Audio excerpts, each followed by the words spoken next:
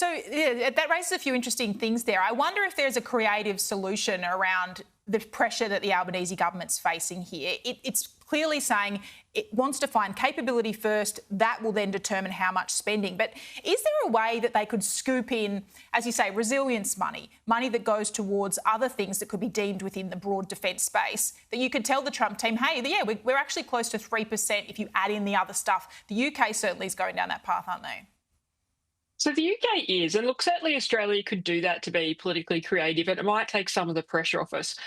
But I think we've got to think about why do we need to increase defence spending? And it's not just because our allies are requesting it, it's actually because we don't have the capabilities that we need to protect our national interest in the time frame that we need. And as much as the Prime Minister is 100% correct to say our spending should be based on capability, it's easy to point to the capabilities that we currently don't have that require an increase in defence spending. So yes, we can do that to get the US off our back, but we must address defence spending to protect our own national interests.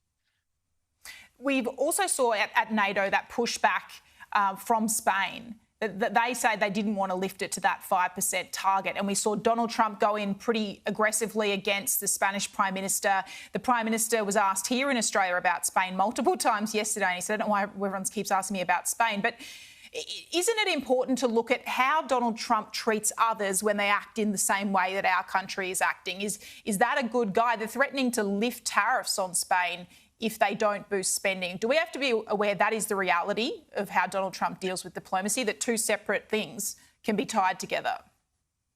Absolutely. Now, I don't think Trump will lift tariffs on Spain because actually their free trade arrangement is with Europe.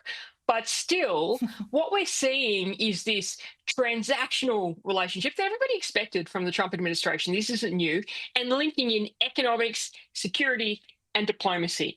And we can expect that too. And not only has Donald Trump threatened the tariffs on Spain, which I don't think will happen, but actually more significantly, I think that he held off affirming Article 5, which is critical to NATO. An attack on one is an attack on all, until the countries agreed to the 5%. Because even on his way to NATO, he kind of said, oh, there's different interpretations of that.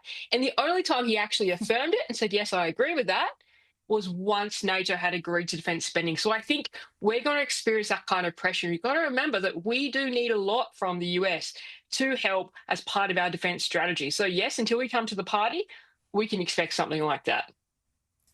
We heard a justification from the Prime Minister this week with my colleague Kieran Gilbert. He said the reason why I didn't go to NATO in the end was the other IP4 leaders, as they're called, two of the others weren't going either.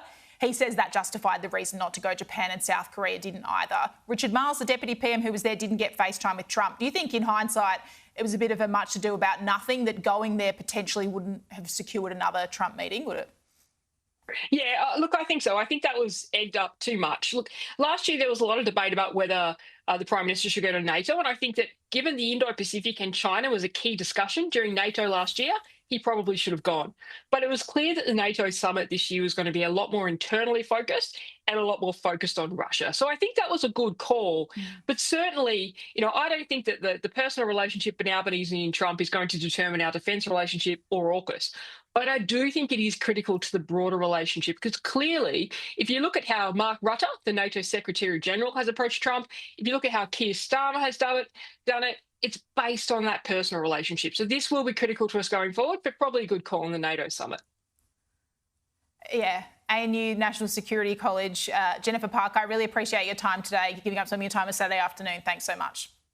Thanks so much, Trudy.